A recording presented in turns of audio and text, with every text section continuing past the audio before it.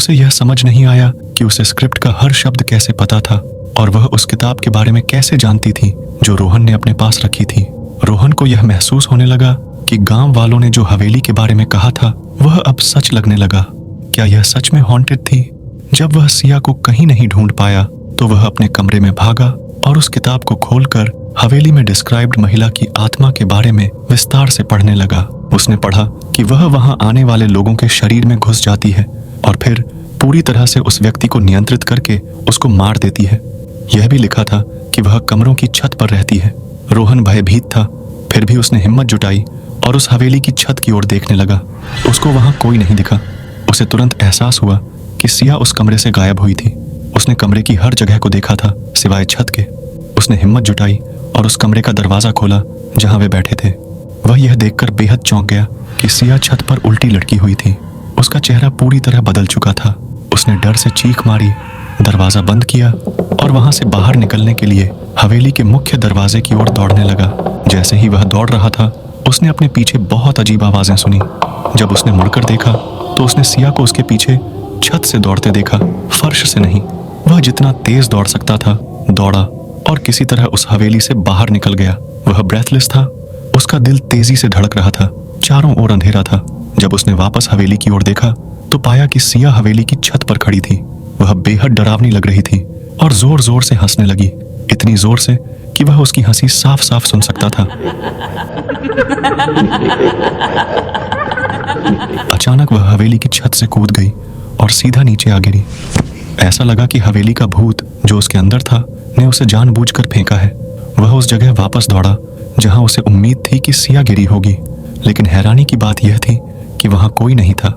हवेली का दरवाजा अपने आप खुल गया, जैसे उसे फिर से अंदर बुलाया जा रहा हो। अब उसमें अंदर जाने की हिम्मत नहीं थी। उसे समझ नहीं आ रहा था कि क्या करे। उसका सारा सामान और मोबाइल फोन अंदर था। हवेली एक सुनसान जगह पर थी और बाहर भी कोई ऐसा घर, दुकान या इंसान नहीं था जिससे मदद मिल सके। वह सिया के लिए चिंतित था, लेकिन अपनी जान बचाने के लिए उसने फैसला किया कि वह सूरज उगने तक हवेली के बाहर ही रहेगा। वह बाहर बैठा था और डर से कांप रहा था। वह पिछले 15 सालों से हॉरर और सस्पेंस फिल्म्स की स्क्रिप्ट्स लिख रहा था, लेकिन उसने जो पहले लिखा था वह सिर्फ उसकी इमेजिनेशन थी।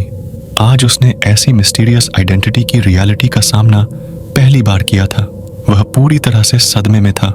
जैसे ही सूरज उगा उसने पहले सोचा कि हवेली के अंदर जाकर अपने मोबाइल फोन को ले ले ताकि वह पुलिस को बुला सके, लेकिन जब वह हवेली के दरवाजे के पास पहुंचा तो उसे बहुत बुरी गंध आई और उसे बहुत ठंड महसूस हुई। वह अंदर जाने की हिम्मत नहीं जुटा पाया। वह पीछे हट गया और शहर की ओर जाने वाले रास्ते पर चलने लगा। 1 मील चलने के बाद उसने एक ट्रक आते देखा और उसने लिफ्ट मांगी। वह नजदीकी पुलिस स्टेशन पहुंचा और सब कुछ बताया। पुलिस ने उसे बताया कि पहले भी कई लोगों ने उस हवेली में भूत प्रेत होने की शिकायत करवाई है। कई लोग उस हवेली से गायब भी हुए हैं, मगर बहुत ढूंढने के बाद भी वह लोग कभी नहीं मिले। मगर क्योंकि रोहन एक सेलिब्रिटी था तो पुलिस को उसके साथ हवेली चलना पड़ा। बहुत से लोगों का साथ होने की वजह से रोहन की हिम्मत बंधी और वह हवेली में दोबारा अंदर गया। पुलिस ने सिया को ढूंढने की हर मुमकिन कोशिश करी।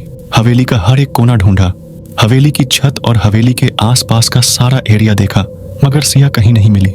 एक जानी मानी अभिनेत्री गायब हो चुकी थी, उसका कहीं कुछ पता नहीं चल रहा था। रोहन इस सब के लिए खुद को जिम्मेदार मानने लगा।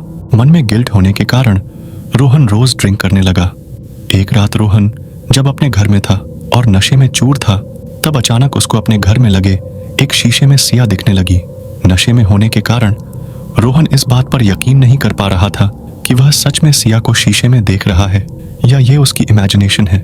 उसने पूछा कि सिया, ये सचमुच तुम हो? सिया फिर से हंसने लगी।